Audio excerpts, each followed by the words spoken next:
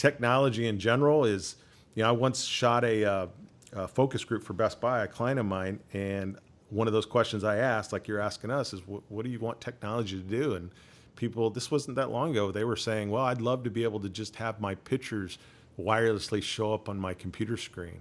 Or I would just love to be able to just turn on some music in my house and push a button and have it play any place in the house. This was 2010, right. 2010.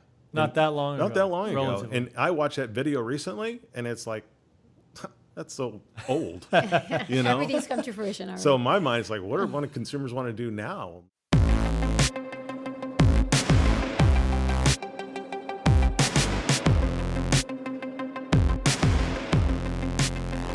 Hi, everyone, and we're here back at the Intersection of People and Technology podcast, a show where you get to listen in on curious conversations about people and technology and how they come together at retail.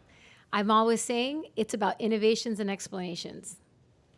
Today, we're lucky to have two industry veterans from what we would call at T-ROC Team Minneapolis. Best Buy, Target are two of their primary customers that they deal with today, but certainly have dealt with a wide range of companies over time. So I'd love to introduce you guys all to Lou Kindschuh and Mary Jo Liesch. MJ, Lou, thanks for being with us today. Thanks for having us. Welcome. This is great. Absolutely glad to have you guys. What we've been doing on the show, as we've talked about prior to today, is having industry experts on. Certainly both of you with a combined 75 years in the retail space in all sorts of ways have lots to offer. What we'd love you to start with is just a little bit about yourselves, because everyone wants to know who you are and what's important to you, right? What's on your mind? So tell us a little bit about you, MJ, please. Okay, well, my name is Mary Jo, but I go by MJ. I've been working this industry for 34 years. I graduated with a business administration degree, didn't know what I wanted to do. But I knew I liked relationships. Is this too much? No, we love it. Go for it. That's how most of us are. Right. All right. I knew that I wanted to work for an ethical organization, and I knew that I wanted to represent a product that I believed in. So we hit the ground running, and first job out of college was with General Mills. And from there, we jumped to SC Johnson Wax, another ethical company. And from there, we jumped over to Johnson & Johnson. So all Fortune 500 companies representing great brands, ethical companies with a great credo. What I think in interacting with you a lot over the past 3 years, right? You are one of the most positive people I've ever met, right? And I don't care if there's a worldwide pandemic. I don't care if we're dealing with normal challenges. You remain positive and you find a way to see the best in people and in opportunities. What drives you? Why? How do you maintain that positive nature? I think that people. Yeah. Oh gosh. Thank you. Thank you. You want to know what? Relationships are really important to me. They fuel me. At the end of the day, as we journey through life, that's where my fulfillment comes from. And I take it, not only in my personal life, but in this work organization as well. And I think people migrate to that. They like that positivity. It's just who I am, and it's just how I operate to be successful. Well, I love that. How about you, Lou? Tell us a little bit about yourself, please. I'm entering my fourth decade in consumer electronics and retail, and it's kind of funny to look at, but it's kind of an interesting story. I mean, I was 17 years old, was working at Kmart. I got laid off for making out with my girlfriend in the stockroom. and I think that may still get you laid off today. Yeah. I'm not sure. I also remember that because then my dad got on me and said, well, you got to get a job. So I got a job at Baskin & Robbins. Wow. Okay. And I got hired. I really want to work there. 31 flavors. And I walked out of that place, and I was supposed to start the next day. And this is in South Texas, and there's a strip center, and right next door to Baskin Robbins was a retailer called Dyer Electronics. And I walked in there and I put something on layaway for $39. Layaway. And I literally put like $3 down, right? And had a great experience. I went home and I got a phone call from a guy named Jose Pozos, who was the actual manager of the store at the time, and he goes, hey, my boss was in the store and he thought you'd be really good in this business. Any chance you need a job? And I'm like, well, yeah. And he goes, well, why don't you come back here? Wow. Let's talk about that. And I have been in the consumer electronics industry ever since. Now, the retail end, I did 18 years on the floor, loved it. I was one of those guys that didn't know you were doing 12-hour shifts until someone told me 10 years later, you're working 12 hours a day. I loved it. Interacting with people, selling, everything was different. You're with your friends. It was a good time in the 80s, to sell hi-fi. Interesting. You bring up two thoughts, Lou, and not to interrupt you, but two thoughts come to mind when I just heard. One, layaway, I guess, was the original fintech, right? I mean, today's technology of companies like Affirm or Klarna, right? They all have these payment plans, but originally that was layaway. Layaway is still happening this day in a lot of smaller market, but yeah, that's the way retail I feel like works. it's come back really, because you see it now even in retail when you're online women's clothing. It's like 4 payments of X amount. Yeah. It's kind of crazy. You've seen it come back big time. Yeah, layaway in those days was a piece of paper that someone would come in and say, I want to make a layaway payment, and you went to this accordion file and you pulled out a thing and said, and you would pay, and then so it's different. So another topic I'd love both of you to expand on, but certainly you, Lou, right now, is we were here talking about return to office a little bit, right? Because it's a hot topic in post-pandemic world that we're all living in right now. And some thoughts that come up are flexibility and a fun, engaging environment, a place where you want to be. And I just heard you describing, retail when you were growing up as, hey, I loved going to work. It was where my friends were. It was great conversations. How could we recreate that? How can that affect today's world, Lou? Any thoughts on that? Wow. And I know that's probably not part of our retail technology conversation, but I know it's such a pressing matter today. I'd love to hear more. Retail, when I started, you didn't know what you didn't know. I remember my first interaction with leadership, what leadership was in the time, but somebody who trained me showed me a product. And he said, this product is pretty simple. Just do this, say this, this, and this. And if you learn this product, it'll make your job so much easier. And I think that hasn't changed. I think, when everybody started out in retail in those days, it used to be the first thing you would do was, first of all, you had a passion for this stuff.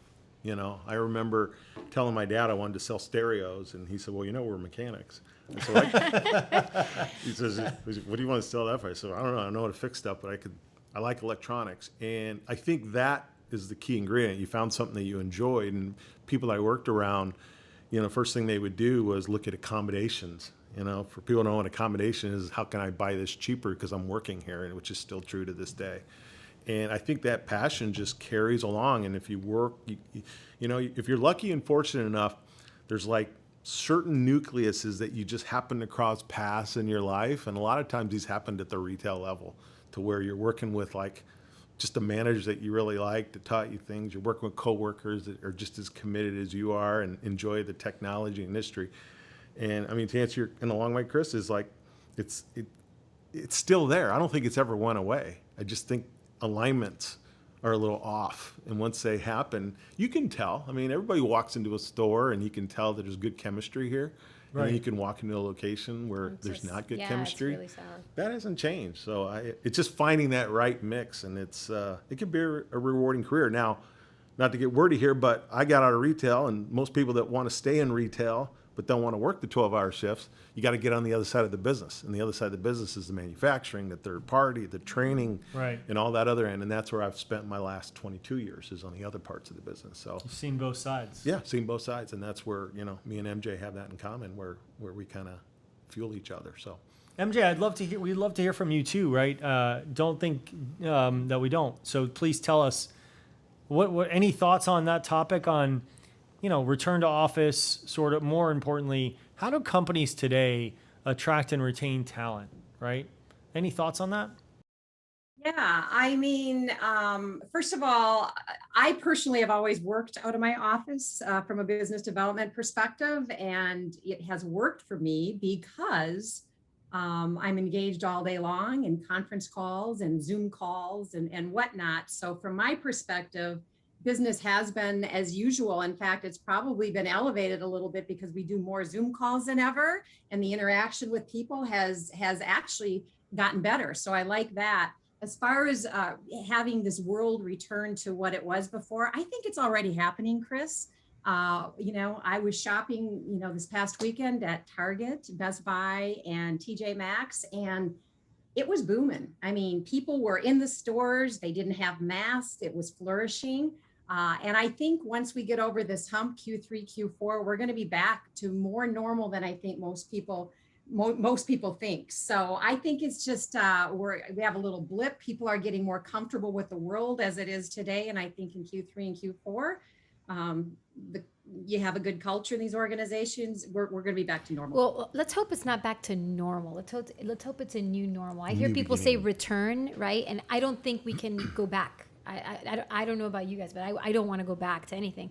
I want to just start fresh, right? And I think the pandemic, you were mentioning about working at retail. I started in retail when I was 15. I worked at a boutique store locally in Miami, and I love working with people. I love helping people. I love knowing that I dressed that girl who's going on that date, and that that was fun for me. You know what I mean? Like selling, $200 jeans at the time, was super cool. And even working with the salespeople that brought the jeans over. And I eventually went into repping clothing lines after my stint as working at retail and boutiques, and so I didn't feel like it was work, even though I was 15, and I was hustling, working, going to school and all that. But I completely wholeheartedly identified when you said that. I'm like, it didn't feel like work. It felt like it was so much fun but I'm a people person too. I kind of I'm very relational in nature, so. I think that also, brings a lot to retail and in acquiring people and finding the right fits for people, I think is such an intricate and key thing to having a really good retail environment. Yeah. You bring up retail and how it's going to change. And I think one of the things that hasn't changed is people don't leave retail jobs, because they don't like the job. A lot of times they feel uncomfortable with what they're doing. And in the minute, it's not about money all the time. It's usually about people want to feel like they've accomplished something. When you work retail, there's a lot of emotions throughout the course of the day, right? You're dealing with people, and sometimes we train a crap out of people on product, but never touch on how to work with people. Right. And you'd be surprised the emotional swing that a lot of people can face, and I think those are the things that spur on people wanting to leave or turnover. So, I mean, if I was a new manager today working in a store, I'd start there. I mean, you get a brand new rep in the aisle working for a program. First thing you do is you bring them into the aisle of the store and talk about what it's like to interact with people you don't know, or interact with a store leader that doesn't sometimes want you in the store that particular day. And those are the things, if you're not doing that stuff, that's what leads to turnover, because people leave your job. It's not about an extra $1 an hour or 50 cents. It's about feeling some sort of sense of accomplishment when you put your head on the pillow. And connection. And that's a big thing. So, what do you think, Em? How about what technologies do you see playing into the conversations with your clients today on retail? What technologies do you see as the most impactful to maybe customer experience or customer acquisition strategies that your clients are enacting or enabling today? Well, this is probably a great opportunity to bring up our wonderful technology, Viva, Virtual Interactive Brand Ambassador. I have found we've been selling this, Chris and Lou now for the last couple months. People want to interact with live bodies. We've been an online company for a long time now, and online is organization, and that's fine. But at the end of the day, people like that live interaction. Our Viva interactive technology can be leveraged online. A link can be hit, and you are instantly connected with a live individual. Or if you're in a store, you click on a QR code, and once again, if you've got questions, we have a live body that can answer those things. For me, that has been really exciting to present. People are interested in it. They're very excited about it. It brings them back to, like Lou was saying, people like to interact. They like that human touch. And it's been a really positive experience. And it's something that we're really proud of here at T-ROC. Awesome. Lou, any thoughts from you, other technologies besides virtual, or do you want to comment more on virtual sales technologies today? Well, I think MJ brings up a good point. I think the ecosystem is what role does virtual play in today's retail, and I think it goes bigger than that. If you sit down with a with a potential manufacturer, the first question discovery is, what is your marketing strategy inside a particular retailer? And you'll find there'll be companies just like us sitting in a room like this, designing marketing strategy, signage, images, displays. They want all these things they visualize and they invest in and usually have a budget tied to it. And then you walk into the store and see how was it implemented, right? So, and then you find out that, well, I thought that product was going to be sitting there and it's not. Or I see that this sign is supposed to be here and it's not.